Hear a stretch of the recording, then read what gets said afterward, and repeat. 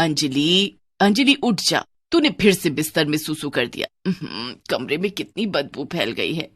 रंजीता जोर जोर से चिल्लाकर अंजलि को जगा रही थी, लेकिन अंजलि थी कि जाग ही नहीं रही थी। तभी उनके कमरे में रिया आई। अंजलि, अंजलि उठ जा, सुबह हो गई, ऑफिस नहीं जाना क्या? तभी रिया ने कहा, कमरे में कितनी गंदी बदबू आ रही है। वो तो आएगी ही, अंजलि मैडम ने बिस्तर में ही सुसु कर दिया है। क्या? Oh my God. रिया उसी वक्त कमरे से बाहर निकल गई। थोड़ी देर के बाद जब अंजलि सोकर उठी, नींद खुल गई, अब जाके चादर और कपड़े धो। ओह नो, आज मैंने फिर बेड पर सुसु कर दिया। तू है ही आलसी, बिस्तर से उठना न पड़े तो बेड पर ही सुसु कर देती है। तेरी सहेली रिया आई थी, उसे भी पता चल गया। ओह, मुझे कुछ करना पड़ेगा। तभी अंजलि की नजर बेड के बगल में रखे सैनिटरी पैड पर पड़ी। मिल गया इलाज। अब मैं डायपर पहना करूंगी, जब सुसु लगेगी तब बार बार बाथरूम नहीं जाना पड़ेगा। अंजलि बाजार से डायपर खरीद कर ले आती है। दूसरे दिन से वो डायपर पहनने लगती है। दरअसल अंजलि बचपन से ही बहुत आलसी थी। बार बार बाथरूम न जाना पड़े और हाथ धोने के झंझट से बचने के लिए वो बिस्तर पर ही सुसु कर देती। धीरे धीरे उसकी ये आदत बढ़ती गई। अंजलि के माता पिता ने पढ़ने के लिए उसे शहर से बाहर भेज दिया, जहाँ अंजलि हॉस्टल में रहती थी। वहाँ भी अंजलि की यही आदत थी, बिस्तर में या कपड़े में ही सुसु कर देती थी।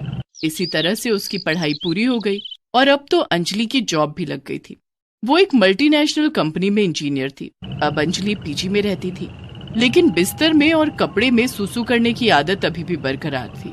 पूरे पीजी की लड़कियों को अंजलि की इस आदत के बारे में पता चल गया था। इन सब से बचने के लिए अंजलि ने डायपर पहनना शुरू कर दिया। इसी तरह से दिन गुजरने लगे। अंजलि की उसके ऑफिस में काम करने वाले राहुल नाम के लड़के से दोस्ती हो गई। समय के साथ दोनों की दोस्ती काफी गहरी होती चली गई। एक दिन, अंजलि, you know, What?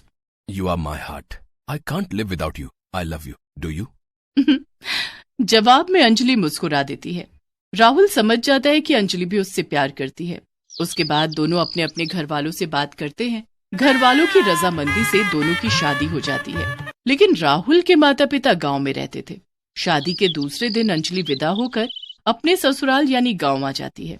वहां अंजलि का बहुत अच्छे से स्वागत होता है। गांव की औरतें शहर की पढ़ी लिखी लड़की को देखने आती हैं और अंजलि की मुंह दिखाई होती है। सब कुछ निपट जाने के बाद रात में, हे भगवान, मैंने कल से अपना डायपर चेंज नहीं किया, टाइम ही नहीं मिला, अब जाकर फुर्सत मिली है, अभी चेंज कर लेती हूँ। अंजलि शहर से अपने लिए एक सूटकेस डायपर लेकर आई थी। वो सूटकेस में से एक डायपर निकालती है और चेंज कर लेती है। डायपर चेंज तो कर लिया, लेकिन अब इस यूज डायपर को कहाँ फेंकूं? पीछे में तो डस्टबिन में डाल देती थी, सफाई वाले ले जाती थी। अब यहाँ तो कोई डस्टबिन भी नहीं है, क्या करूं? तभी अंजलि को एक उपाय सूझता है। वो यूज डायपर को एक पन्नी में बांधकर अपने बेड के नीचे रख देती है। बाहर बहुत औरतें हैं, जब सब चली जाएंगी तो इसे घर के बाहर फेंक दूंगी। अंजलि उस यूज डायपर को बेड के नीचे छिपाकर खुद बेड पर बैठ जाती है। थोड़ी देर के बाद उसकी सास मंजू वहाँ आती है। हाय राम, नई बहू के कमरे में ना जाने पेशाब की बदबू कहाँ से आ रही है। लगता है कमरे के पीछे दीवार पर किसी ने पेशाब कर दिया है। लोगों को बिल्कुल भी शर्म नहीं आती है। बेशर्म लोग अपने घर में जाकर क्यों नहीं पेशाब करते, नास पीटे। जाने भी दीजिए माँ जी। अरे जाने कैसे दूं? तू शहर से आई है, पढ़ी लिखी है, ये हाल देखेगी तो गांव के लोगों के बारे में क्या सोचेगी? अब मंजू को क्या पता था कि ये सब तो शहर की पढ़ी लिखी बहू का किया धरा है। मंजू देवी घर के बाहर गई और घर के नौकर से घर के चारों तरफ पूरी साफ सफाई करवाई। रात को जब राहुल कमरे में आया, अरे अंजलि, कमरे में ये बदबू कैसी है? पता नहीं, ना जाने कहाँ से आ रही है। अंजलि मन ही मन सोचती है, कल सुबह सबके उठने से पहले ही वो यूज डायपर फेंक दूंगी। अगर किसी को पता लग गया तो बड़ी बेइज्जती हो जाएगी। लेकिन रात भर कमरे में बहुत बदबू आती रही। राहुल को ठीक से नींद भी नहीं आ रही थी।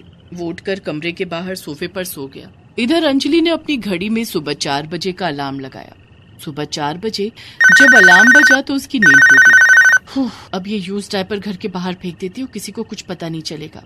अंजलि ने जैसे ही अपने कमरे की लाइट ऑन की, तभी उसकी सास मंजू उसके कमरे में आ गई। अंजलि उस समय अपने बेड के नीचे थी। वो डायपर निकालने के लिए झुकी थी। अरे बहू, तू बेड के नीचे क्या कर रही है? अपनी सास की आवाज सुनकर अंजलि घबराते हुए बोली, अरे माँ जी, आप इतनी सुबह उठ गई? बहू, ये गांव है, यहाँ हम सब सुबह 4 बजे उठते हैं, लेकिन मुझे ये देखकर अच्छा लगा कि तू भी सुबह 4 बजे उठती है। लेकिन ये राहुल बाहर सोफे पर क्यों सो रहा है? और ये बदबू तो अभी भी आ रही है। वो माँ जी कल रात उन्हें बहुत मच्छर काट रहे थे, इसलिए वो बाहर सोने चले गए। कमरे की खिड़की खुली रह गई थी ना, इसलिए कमरे में बहुत मच्छर आ गए थे। अच्छा बहू, कोई बात नहीं, आज मैं पूरे घर में मच्छर वाली अगरबत्ती जला दूंगी। अब तू जाके नहा धो ले, आज गांव के माता मंदिर में जाना है, और राहुल को भी बोल देना कि नहा धोकर तैयार हो जाए। जी माँ जी। मंजू देवी कमरे से बाहर चली जाती हैं। ओह गॉड, अब मैं क्या करूं? डायपर कैसे फेंकूं? अब तो आज का डायपर भी फेंकना है, 2 डायपर इकट्ठे हो जाएंगे, बाद में सोचूंगी, अभी नहा लेती हूँ। अंजलि नहाने चली जाती है और आज का यूज डायपर भी वो बेड के नीचे रख देती है। नहा धोकर वो तैयार होकर अपने कमरे में बैठी थी। आज तो कमरे में कल से ज्यादा बदबू आ रही है। ऐसा करती हूँ, कमरे में परफ्यूम छिड़क देती हूँ।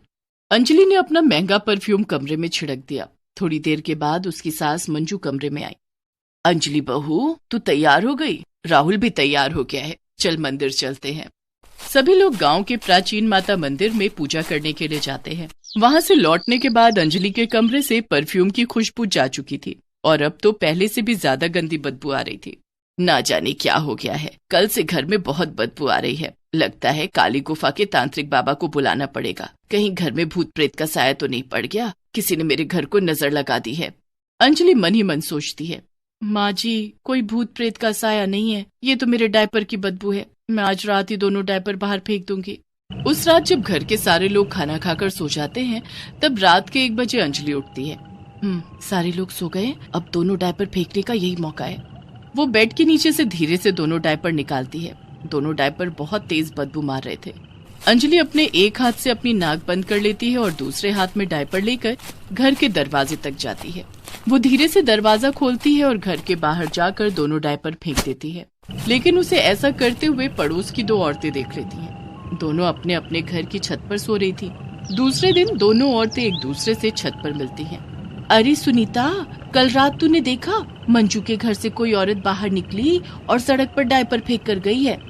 अरे वो कोई और नहीं, मंजू की शहरी बहू अंजलि थी। क्या? लेकिन अभी तो उसे आए हुए 2 दिन ही हुए हैं। वो घर के बाहर कैसे निकल आई? और उसके घर में डायपर कौन पहनता है? अभी तो उसके कोई बच्चा भी नहीं है। मुझे तो मंजू पर शक है, हो ना हो मंजू डायपर पहनती होगी। आज रात फिर देखेंगे कि माजरा क्या है। आज घर से कौन बाहर निकलता है डायपर फेंकने।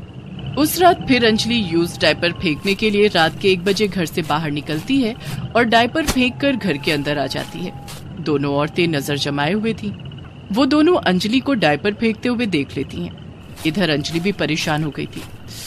उफ, इस डायपर के चक्कर में तो नींद ही पूरी नहीं हो रही है। 1 बजे रात तक जागना पड़ता है और सुबह 4 बजे माँ जी जगा देती है। जिस आलस के कारण मैंने डायपर पहनना शुरू किया था, वही आलस अब उसे फेंकने के लिए छोड़ना पड़ रहा है।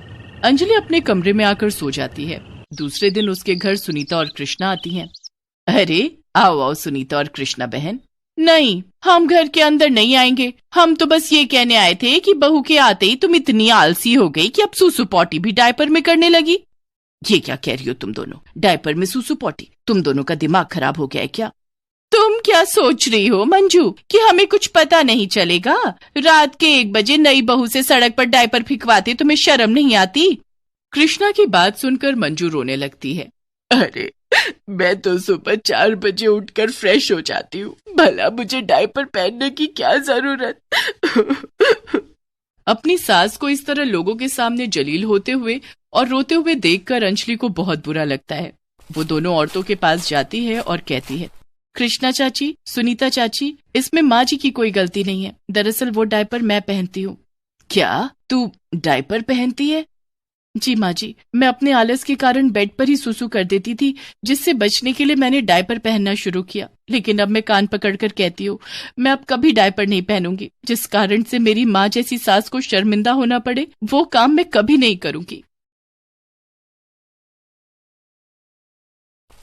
कोमल सुबह सुबह कॉलेज जाने के लिए नहा धोकर तैयार हुई और डाइनिंग टेबल पर आई। माँ, जल्दी से नाश्ता दे दो, मुझे देर हो रही है।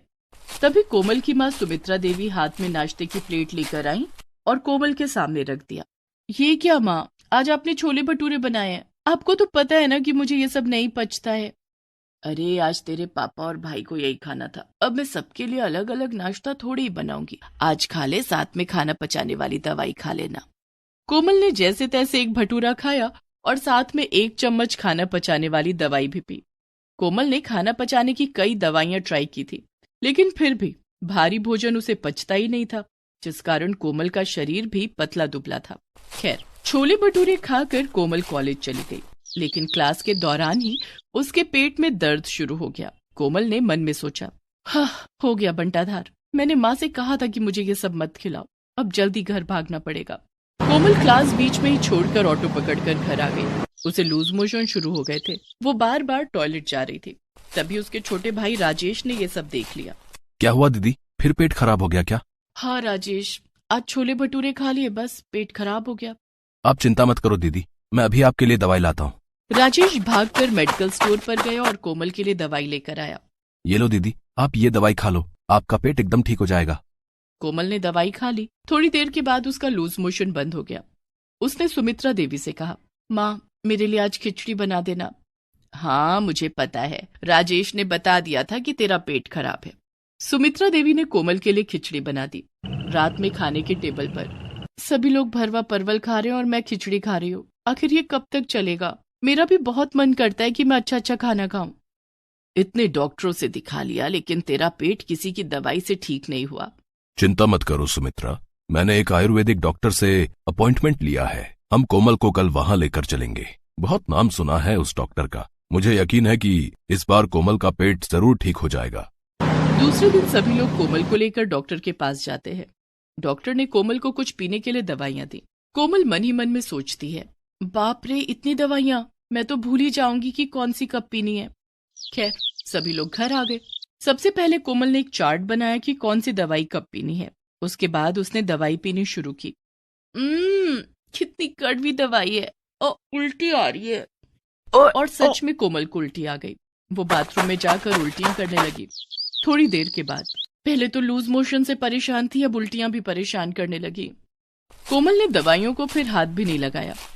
इससे तो अच्छा होगा कि मैं सादा खाना ही खाऊं, खिचड़ी और रोटी सब्जी। कोमल कॉलेज में दूसरी लड़कियों को चाट पकौड़ी, बर्गर और रोल खाते हुए देखती तो उसके मुंह में पानी आ जाता। हाय, कितना मन कर रहा है कि मैं भी ये सब खाऊं, लेकिन खा लिया तो पेट खराब हो जाएगा। इसी तरह दिन बीत रहे थे और कोमल अपना मन मार कर रह जाती। कभी कुछ अच्छा खाने का मन भी होता तो नहीं खाती। धीरे धीरे कोमल की कॉलेज की पढ़ाई पूरी हो गई तो अब उसकी शादी की बातें चलने लगी थी। एक दिन, कोमल बेटी, आज शाम तुझे देखने के लिए लड़के वाले आ रहे हैं, जा तैयार हो जा। ठीक है माँ। कोमल तैयार हो गई। शाम को लड़के वाले भी आ गए। लड़के वाले दूसरे शहर से आए थे। हमें लड़की तो पसंद है, लेकिन लड़की बहुत पतली दुबली है, कुछ खाती पीती नहीं है क्या? कोमल के माता पिता ने लड़के वालों से ये बात छिपा ली कि कोमल का हाजमा खराब रहता है और उसे मसालेदार खाना नहीं पचता है। जी, दरअसल बात यह है कि कोमल बहुत हेल्थ कॉन्शियस है। वो मोटी नहीं होना चाहती है। ये तो बहुत अच्छी बात है। ज्यादा मोटापा अच्छी बात नहीं होती, पतले शरीर में फुर्ती होती है। इस तरह से कोमल की शादी अभिषेक के साथ तय हो जाती है। अगले महीने की 17 तारीख को कोमल की शादी तय हो जाती है। शादी वाले दिन कोमल सज धज कर दुल्हन के रूप में तैयार थी। तभी बारात आ गई। बारात में लड़के वालों की तरफ से कुछ महिलाएं भी आई थी, जिसमें लड़के की बहन ज्योति और भाभी अर्चना भी साथ आई थी। ज्योति और अर्चना ने कोमल से मिलने की इच्छा जताई। हाँ, क्यों नहीं, चलिए मैं आप दोनों को कोमल से मिलवा देती हूँ। आखिर अब उसे आप लोगों के साथ ही तो रहना है। सुमित्रा देवी ज्योति और अर्चना को कोमल के कमरे में ले आईं। वे तीनों आपस में बातें करने लगे। तभी कोमल का भाई राजेश वहां आया और ज्योति और अर्चना से बोला, आप दोनों चलकर खाना खा लीजिए। हम दोनों बहुत थक गए, ट्रेन में सफर करके आए ना, इसलिए कहीं जाने का दिल ही नहीं हो रहा। हम यहीं आराम कर रहे हैं, आप हमारा खाना यहीं भिजवा दीजिए। जी ठीक है। राजेश 2 प्लेट खाना कोमल के कमरे में लेकर आया और ज्योति और अर्चना को देते हुए बोला, ये लीजिए, कुछ चाहिए हो तो मुझे बोल दीजिएगा। अरे सिर्फ हमारे लिए? और कोमल नहीं खाना खाएगी क्या? उसके लिए भी खाना भिजवा दीजिए। ये सुनते ही कोमल घबरा गई, लेकिन वो ननद और जेठानी के सामने कुछ बोल नहीं पाई। तभी राजेश बात को संभालते हुए बोला, नहीं, वो अभी नहीं खाएगी, थोड़ी देर में खा लेगी। दरअसल कोमल के लिए तो सुमित्रा देवी ने अलग से गीले चावल बनाए थे, लेकिन अब कोमल ननद और जेठानी के सामने शादी वाले दिन गीले चावल नहीं खा सकती थी। राजेश के जाने के बाद ज्योति और अर्चना ने खाना शुरू किया और वो कोमल को भी साथ खाने के लिए जिद करने लगी। भाभी, आप हमारे साथ खा लीजिए ना, फिर उसके बाद आपको खाना खाने की फुर्सत नहीं मिलेगी और सारी रात भूखा रहना पड़ेगा। हाँ कोमल, तुम हमारी प्लेट में ही खा लो। नहीं दीदी, मैं बाद में खा लूंगी। अरे बाद में कब खाओगी? एक बार जयमाला शुरू हो गई ना तो उसके बाद खाना नहीं खा सकोगी। अर्चना और ज्योति जिद करके कोमल को खाना खिलाने लगी। मजबूर होकर कोमल को उनके साथ खाना पड़ा। खाना खा तो रही हूँ, लेकिन उसके बाद क्या होगा ये मुझे पता है। कल तो ट्रेन में सफर करना है, लूज मोशन की दवाई पहले से अपने साथ रखनी पड़ेगी। कोमल मन ही मन सोचती है कि लूज मोशन की दवाई वो अपने पर्स में रख लेगी, लेकिन उसके बाद जयमाला शुरू हो जाती है और थोड़ी देर के बाद शादी की रस्में शुरू हो जाती है। कोमल लूज मोशन की दवाई अपने पर्स में रखना भूल जाती है। शादी खत्म होते होते सुबह के 4 बज जाते हैं और 8 बजे विदाई हो जाती है। कोमल को उसी दिन सुबह 10 बजे की ट्रेन से ससुराल आना था। खैर, विदाई हो जाती है और कोमल ससुराल आने के लिए ट्रेन में बैठ जाती है। विदाई के समय से कोमल का जो रोना शुरू हुआ था, उसे ट्रेन में अभिषेक चुप कराने की कोशिश करने लगता है। तभी कोमल के पेट में बहुत तेज दर्द शुरू हो जाता है। कोमल का सारा ध्यान उसके पेट की तरफ जाता है और तभी उसे याद आता है कि वो लूज मोशन की दवाई रखना तो भूल ही गई है। हे भगवान, अब तो मेरा पेट खराब हो गया और मैंने लूज मोशन की दवाई भी नहीं रखी, अब क्या करूं? तभी कोमल को बहुत तेज पॉटी आती है और वो तेजी से भागकर टॉयलेट की ओर जाने लगती है। नई बहू को घूंघट में तेजी से भागते हुए देखकर सारे लोग हैरान रह गए। अरे कोमल बहू को क्या हुआ? ये इतनी तेज दौड़कर क्यों भागी? अभिषेक, तू जाकर देख, सब ठीक तो है ना? कोमल का पति अभिषेक कोमल के पीछे गया तो उसने देखा कि कोमल टॉयलेट में है। अभिषेक वापस अपनी सीट पर आ गया। माँ, कोमल टॉयलेट गई है। ओह, ठीक है। थोड़ी देर के बाद कोमल टॉयलेट से बाहर आ गई और अपनी सीट पर बैठ गई, लेकिन जैसे ही वो अपनी सीट पर बैठी, उसके पेट में फिर से बहुत तेज दर्द हुआ और उसे फिर लूज मोशन लग गया। कोमल फिर भागकर टॉयलेट की तरफ गई। ऐसा 3-4 बार हो गया। कोमल अब पस्त होकर लुढ़क गई। उसकी हालत देखकर सारे लोग परेशान हो गए। कोमल, क्या हुआ तुम्हें? ज्योति ने कोमल को पानी पिलाया और अर्चना उसका सिर सहलाने लगी। तभी कोमल के ससुर ने कहा, कोमल बहू, तुम्हारा पेट खराब है क्या? जी पिताजी। परेशान मत हो बहू, ये लो दवाई खा लो। मैं सफर में लूज मोशन की दवाई साथ लेकर चलता हूँ। कोमल ने दवाई खा ली। थोड़ी देर के बाद उसे आराम मिल गया। ससुराल आने के बाद वहाँ भी कोमल को पूरी कचौरी खाने के लिए दिया गया, लेकिन कोमल ने नहीं खाया। अरे क्या बात है कोमल, तुम खाना क्यों नहीं खा रही हो? मायके की याद आ रही है क्या? कोमल ने अब सोचा कि कब तक छिपाऊंगी और कितना झूठ बोलूंगी। उसने अभिषेक को सब सच बता दिया।